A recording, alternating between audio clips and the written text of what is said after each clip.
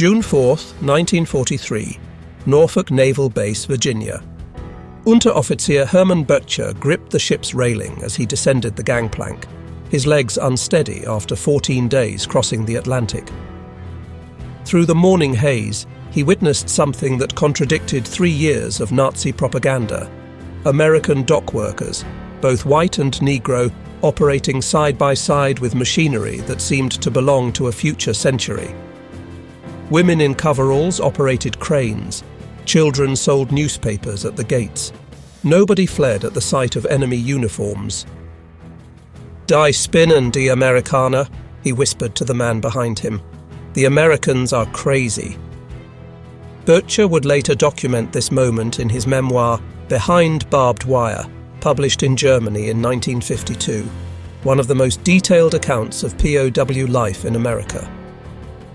The Norfolk base sprawled across 4,300 acres, its docks stretching beyond sight, its cranes loading and unloading dozens of ships simultaneously. In a single morning, this one port handled tonnage that exceeded Hamburg's weekly capacity. But it wasn't the scale that stunned the arriving prisoners. It was the normalcy. Civilians wandered freely near military installations. Vendors sold coffee and donuts within sight of warships. A brass band played popular music at a nearby war bond rally. 2,500 veterans of Rommel's Afrika Korps stood in formation on American soil, the first major contingent of what would become 425,000 German prisoners held in the United States by war's end.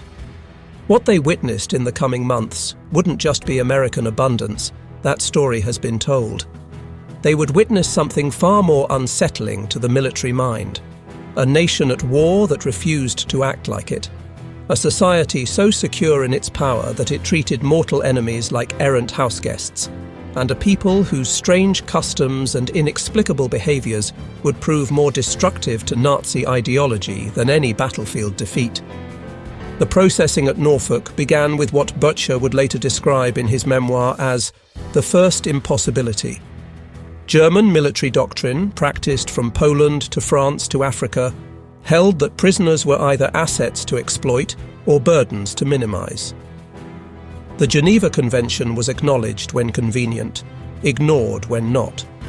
Yet here, American officers were reading Geneva Convention rules in fluent German, explaining rights, asking about dietary needs. According to International Red Cross records from June 1943, Jewish American personnel, including several sergeants with clearly Jewish surnames, distributed Red Cross packages while explaining that kosher meals were available for any Jewish prisoners. Several Wehrmacht soldiers laughed nervously, thinking it was mockery. It wasn't. The American military had prepared for religious dietary requirements of enemies. The medical inspections defied military logic. German prisoners with wounds received the same penicillin, that miracle drug barely available to German field hospitals, as American soldiers. Swiss Red Cross Inspector Guy Matteau noted in his July 1943 report, "Medical treatment provided to German POWs equals or exceeds that given to American military personnel. Prisoners expressed disbelief at the quality of care." African American medical personnel served in integrated units at Norfolk, though not throughout the military. One documented case involved a Negro medical technician who drew blood from Wehrmacht officers for routine health screening. In Germany, such racial contact was legally forbidden. Here, it was military routine. The most incomprehensible sight came during their first meal. German prisoners were led to a mess hall where American sailors were eating. The two groups, enemies who had been trying to kill each other in convoy battles, ate in the same facility. Americans at one end, Germans at the other, sharing the same food lines, the same quality meals. The Americans showed no particular interest, more focused on a radio broadcast of a baseball game than on their enemies sitting 50 feet away. The 3-day train journey to camps in the interior provided the next level of cognitive dissonance. Unlike the secretive prisoner movements in Germany, American authorities made no attempt to hide the POWs. The trains, not boxcars but actual passenger coaches with cushioned seats, stopped at regular stations where civilians gathered to observe. At Union Station in Washington, D.C., witnessed by hundreds and documented in station logs from June 1943, German prisoners watched American families seeing off soldiers headed to training camps. Wives kissed husbands goodbye in public. Children waved flags. Teenagers shared milkshakes at the station restaurant. The same platform hosted enemies and families, separated only by windows and guards who seemed more interested in directing traffic than watching prisoners. The trains passed through industrial areas that should have been camouflaged, hidden, protected. Instead, factories displayed their names in huge letters. The Glenn L. Martin aircraft plant in Baltimore had parking lots visible from the train, filled with workers' personal automobiles. Prisoners could count the B-26 bombers lined up for delivery. No attempt at concealment, no security paranoia, just American industry operating in plain sight of enemies. Through Pennsylvania, the trains passed coal mines and steel mills running continuous shifts. The night sky glowed orange from blast furnaces that never stopped. Workers' housing, individual houses with gardens, not barracks, spread for miles around each industrial complex. Electric lights burned in every window. Radio antennas sprouted from every roof. At a stop in Harrisburg, Pennsylvania, documented in Pennsylvania Railroad records, German officers watched American workers at shift change. Men carrying lunchboxes, wearing leather shoes and wristwatches, driving personal vehicles. According to Butcher's memoir, one worker threw away a half-eaten apple and opened a fresh one from his lunchbox. The casual waste of food by a labourer stunned officers who had seen their men fight over scraps in Africa. Camp Hearn, Texas, opened in December 1942 on 720 acres near the town of Hearn in Robertson County. Military records show it would house up to 4,800 German prisoners in conditions that exceeded what most had known as civilians. The camp's construction and operation are thoroughly documented in Army Corps of Engineers records and War Department files at the National Archives. The infrastructure itself challenged German understanding of prisoner treatment. Wooden barracks with electric lights, not oil lamps. Indoor plumbing with flush toilets and hot water heaters in each building. Individual beds with mattresses, sheets and blankets, not straw pallets. Recreation halls with ping-pong tables, musical instruments and libraries. Swiss inspector Emil Sandstrom noted in his August 1943 report, "Conditions at Camp Hearn exceed not only Geneva Convention requirements, but surpass living conditions many of these men knew in Germany." The camp commander, Lieutenant Colonel Cecil Stiles, whose service record is preserved in military archives, addressed arriving prisoners in German. He had studied the language at university before the war. He explained camp rules, but also something unprecedented. Prisoners would largely govern themselves within the compounds. They would elect spokesmen, organize activities, manage their own schedules within military requirements. Self-governance for enemies seemed like either weakness or a trap. The camp hospital, inspected monthly by the International Red Cross, contained equipment many German civilian hospitals lacked. X-ray machines, surgical suites, dental chairs, pharmaceutical supplies, including the new wonder drug penicillin. When prisoner Georg Gartner, who would become famous as the last POW to surrender in 1985, developed appendicitis in September 1943, he received surgery within hours, performed by Captain William Calhoun, an Army surgeon from Dallas, with German POW medical staff assisting. But nothing prepared them for the camp canteen, a store where prisoners could purchase goods with scrip earned from voluntary labour. Cigarettes, chocolate, soap, writing materials, musical instruments, art supplies. The War Department authorised these sales, documented in Quartermaster Corps records, believing that small comforts would maintain prisoner morale and reduce escape attempts. The idea that enemy prisoners could shop, could choose purchases, could have wants beyond survival catered to, scrambled military thinking. By September 1943, Severe labor shortages led to POW employment throughout Texas. The War Manpower Commission, in coordination with the Provost Marshal General's Office, authorized prisoner labor in agriculture and non-military industries. Prisoners earned 80 cents per day in canteen scrip, the same base pay as American privates. Detailed records of these work programs survive in National Archives Record Group 389. At the King Ranch near Kingsville, Texas, German POWs encountered American agriculture on a scale that defied European comprehension. The ranch covered 825,000 acres, larger than the state of Rhode Island. Ranch records from 1943 to 1945 show that German prisoners worked alongside Mexican-American vaqueros and some Negro ranch hands in cattle operations. The racial mixing in work, though limited socially, contradicted Nazi racial hierarchy theories. Prisoners documented their amazement at mechanization in letters that passed military censors. A single combine harvester replaced dozens of workers. Trucks, not horse-drawn wagons, transported crops. The ranch even used aircraft, small civilian planes, to survey cattle herds and spot strays. Ranch foreman Richard Kleberg Jr. treated German POWs as temporary employees rather than enemies, according to ranch employment records. At cotton gins throughout Texas, including documented operations in Taylor, Caldwell, and Waller counties, POWs witnessed processing speeds impossible by European standards. The Hearn Cotton Oil Mill, which employed POW labor from August 1943 to December 1945, processed more cotton in a day than German textile mills handled in a month. Yet workers took regular breaks, ate full lunches, listened to radios while working. Productivity through good treatment rather than harsh discipline contradicted Wehrmacht experience. The prisoners discovered that American farmers discussed politics openly.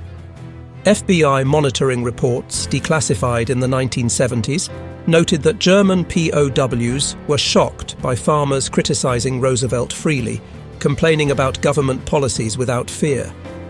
At one documented incident at a farm near Bryan, Texas, a farmer told a Department of Agriculture inspector to go to hell over crop allocation disputes.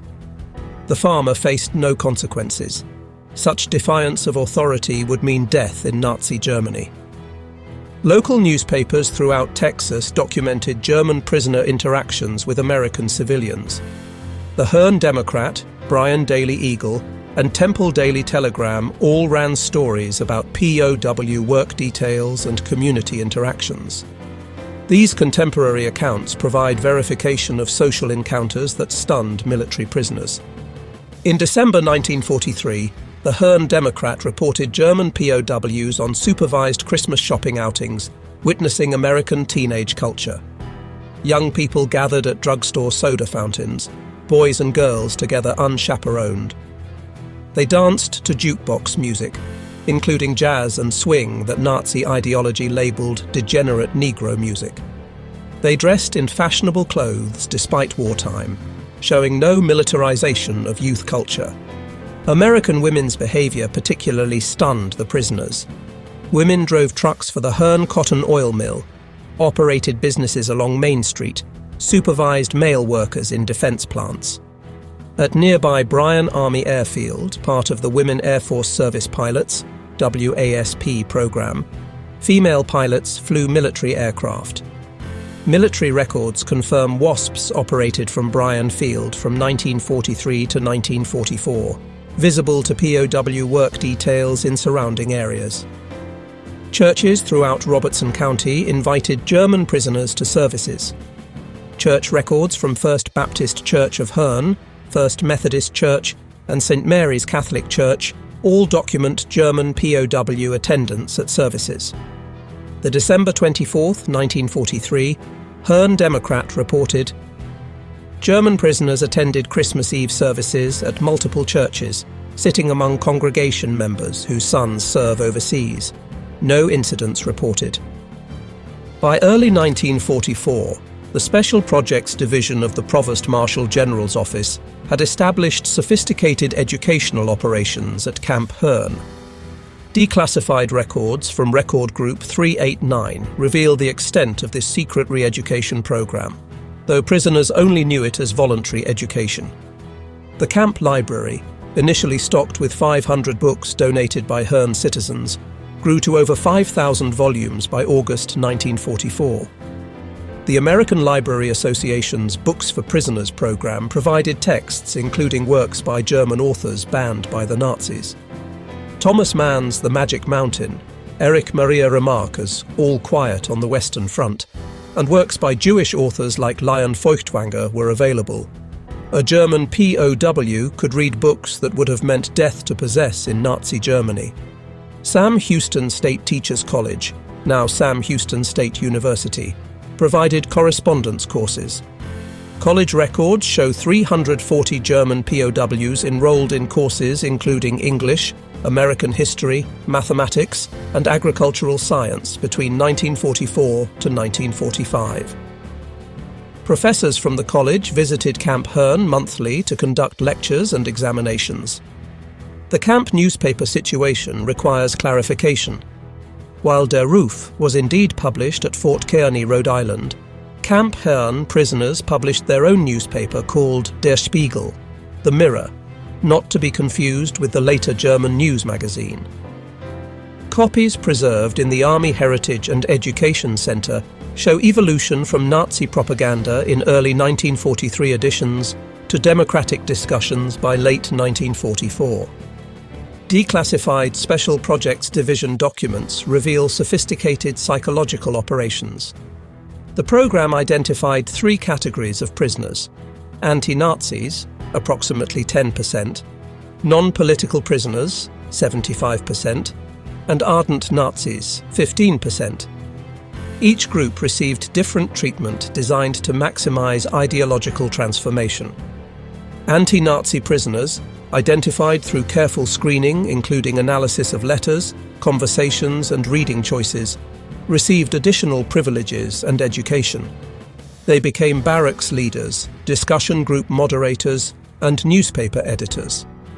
Their influence on non-political prisoners was carefully cultivated and monitored. The screening process, developed by Army psychologists and German émigré advisors, included subtle tests. Prisoners' reactions to news of German defeats, their book choices from libraries, their participation in educational programs, and their social interactions were all documented. Weekly reports tracked ideological shifts across the camp population. Assistant Executive Officer Major Maxwell McKnight, whose papers are preserved at the Hoover Institution, wrote in a November 1944 report, "The transformation rate exceeds expectations. Approximately 60% of non-political prisoners show measurable movement toward democratic ideals after 6 months of exposure to American society and targeted education." Working in American facilities exposed POWs to casual abundance that seemed like mockery of German scarcity. At the Alcoa aluminum plant in Rockdale, Texas, where POWs handled materials from September 1943 onward, workers discarded more aluminum scrap in a day than German aircraft factories could acquire in a week. Plant records show German POWs were assigned to scrap collection, giving them direct exposure to American industrial waste. Food processing plants provided the most psychological shock. At the Stokely Brothers Cannery in Cameron, Texas, verified through Milam County historical records as employing POWs from nearby Camp Herne, perfectly edible produce was discarded for minor cosmetic flaws. Tomatoes slightly underripe, corn with irregular kernels, beans with minor blemishes, all destroyed while German civilians faced starvation. A letter from POW Corporal Friedrich Müller, preserved in Red Cross archives, stated, "Today we destroyed hundreds of pounds of fruit because it did not meet canning standards. Fruit that would be treasure in Germany is garbage here. The American supervisor apologized to us for the waste, not understanding that he was apologizing for abundance we couldn't imagine." Christmas 1943 at Camp Herne is extensively documented in local newspapers, Red Cross reports, and military records.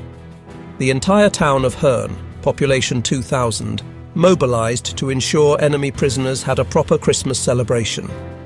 This response to enemies contradicted every expectation of wartime behavior. The Herne Democrat published a full list of donations on December 23, 1943. Local churches collected 4,800 individual gift packages. Schools contributed handmade cards and decorations. The American Legion Post 164, veterans of World War I who had fought Germans, donated cigarettes, candy and sports equipment to current German enemies. The Lions Club provided musical instruments. The Garden Club decorated the camp with holly and evergreen boughs. The camp Christmas tree, photographed for the newspaper, stood 30 feet tall in the main compound, decorated with electric lights that burned continuously. Quartermaster records show the camp used more electricity for Christmas decorations than most German villages had for all purposes. Such electrical display would be unthinkable even in peacetime Germany. Local churches performed Christmas concerts in German for the prisoners. The First Methodist Church Choir learned German Christmas carols phonetically. Mrs. Sarah Patterson, the choir director whose son was serving in Italy, led the performance. The cognitive dissonance of American mothers singing to enemy soldiers while their sons fought Germans broke several prisoners emotionally, according to guard reports. The Christmas feast menu, preserved in quartermaster records, included roast turkey, £1 per man, ham, candied sweet potatoes, green beans, cornbread stuffing, cranberry sauce, mince pie, apple pie, ice cream, beer for enlisted men, California wine for officers. The meal totaled approximately 5,000 calories per person. Meanwhile, German civilian rations, when available, provided 1,200 calories daily. Working in Texas exposed German POWs to American racial dynamics that contradicted both Nazi propaganda and American reputation.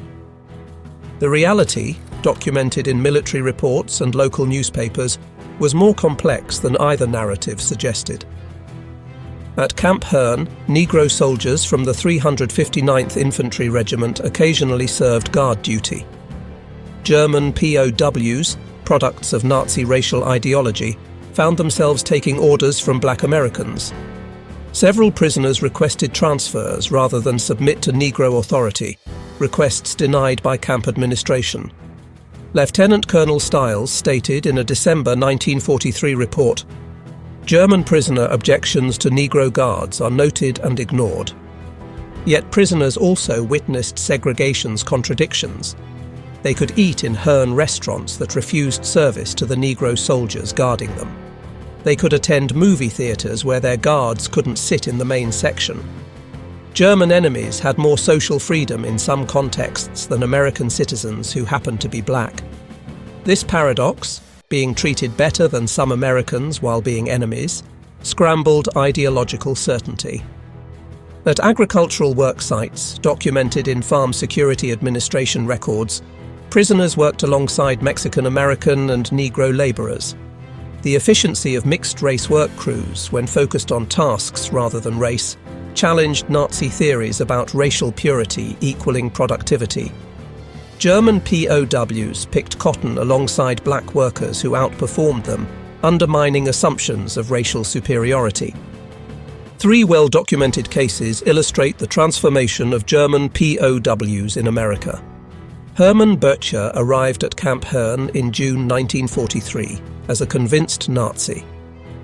His memoir describes gradual ideological collapse through accumulated observations. The turning point came Christmas 1943, when Herne citizens gave presents to enemy prisoners. He wrote, "These people, whose sons we had tried to kill, gave us gifts.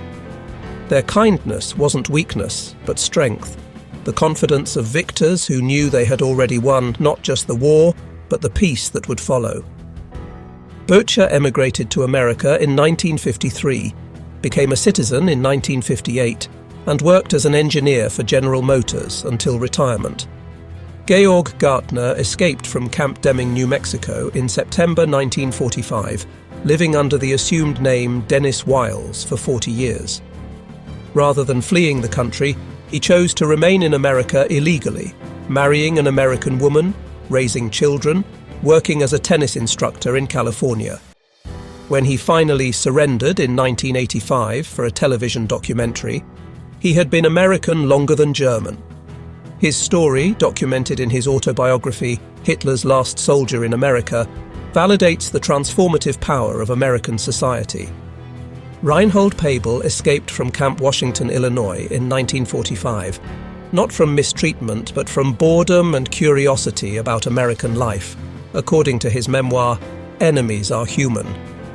He lived illegally in Chicago for 7 years, working in bookstores, marrying an American woman, before voluntarily surrendering in 1953. The FBI investigation revealed he had broken no laws except illegal entry. He received citizenship in 1959 and became a successful businessman, later sponsoring other German immigrants. The German POW experience varied across America's 500-plus camps, but consistent patterns emerged. Camp Alva, Oklahoma, specialized in agricultural training.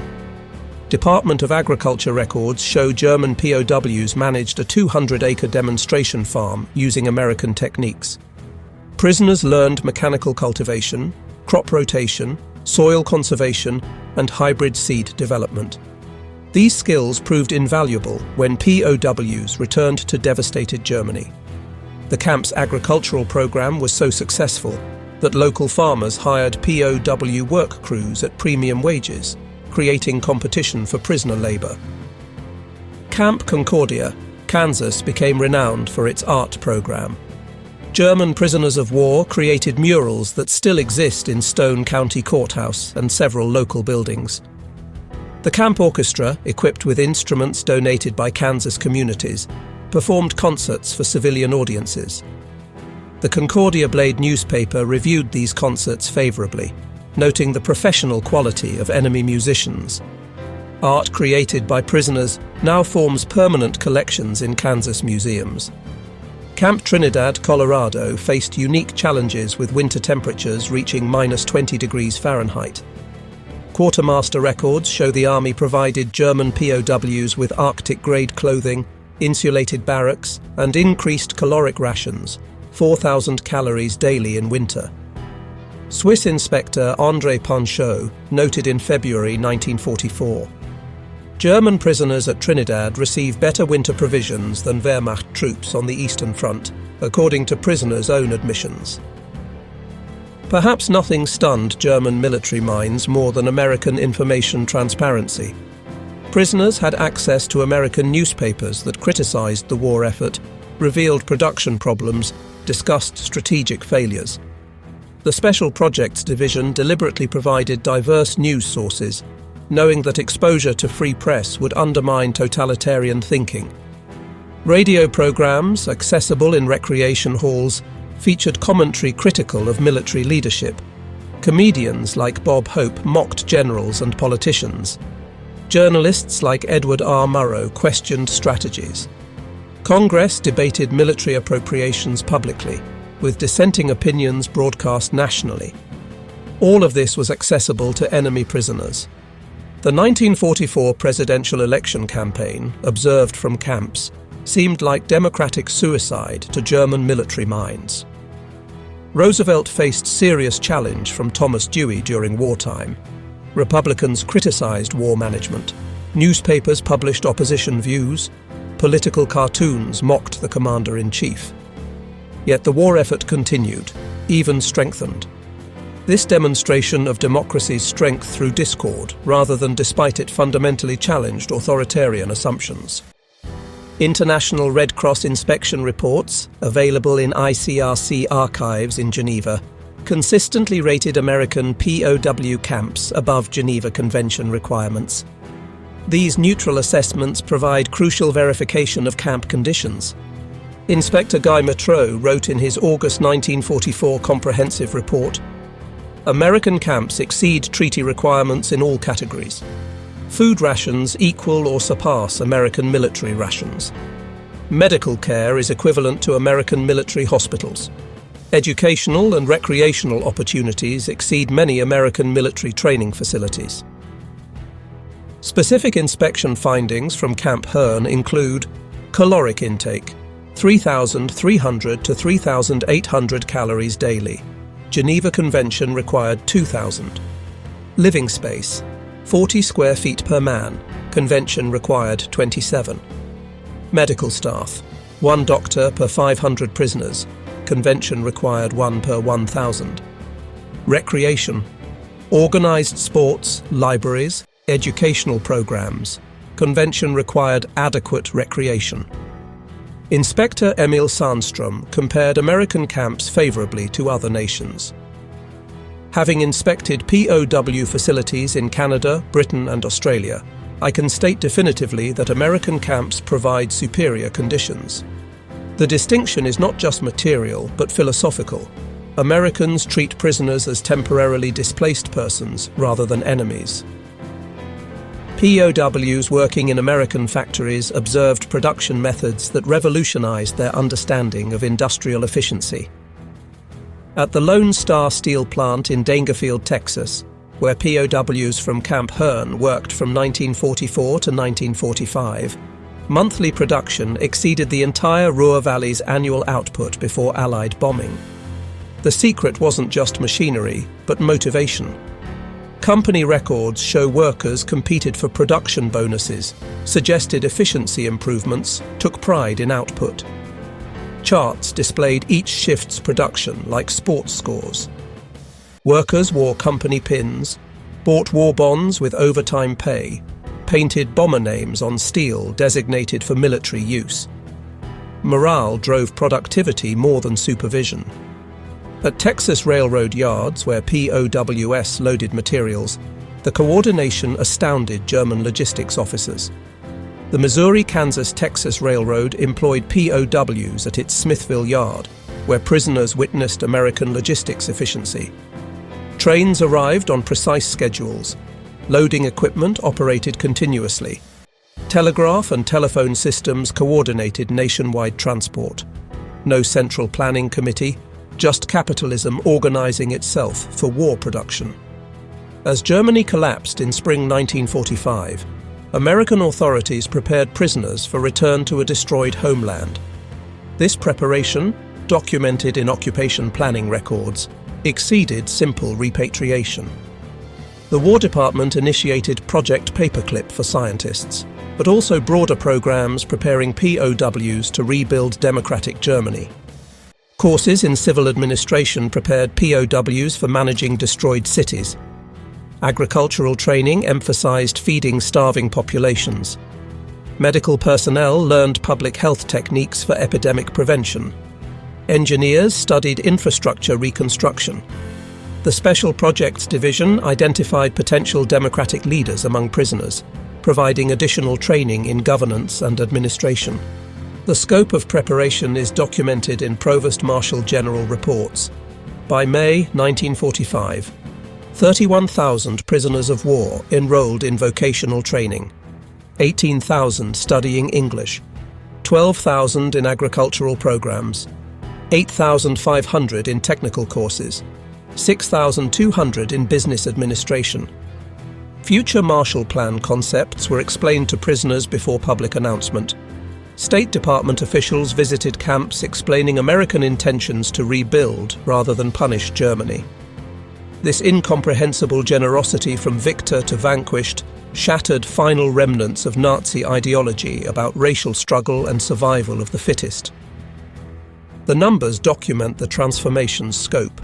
Of 425,000 German POWs in America, only 2,222 escape attempts occurred, 0.52%. Only 54 successful escapes for more than 30 days, 0.01%. Sabotage incidents, 7 confirmed cases, 0.001%. Work refusals, 178 documented incidents, 0.04%. Voluntary labour participation, 87% of eligible prisoners. Post-war surveys conducted by American occupation authorities found 74% of returned POWs held favourable views of American democracy. 61% supported Marshall Plan aid when announced. 55% advocated German-American alliance. 38% expressed desire to emigrate to America. 23% maintained correspondence with American families.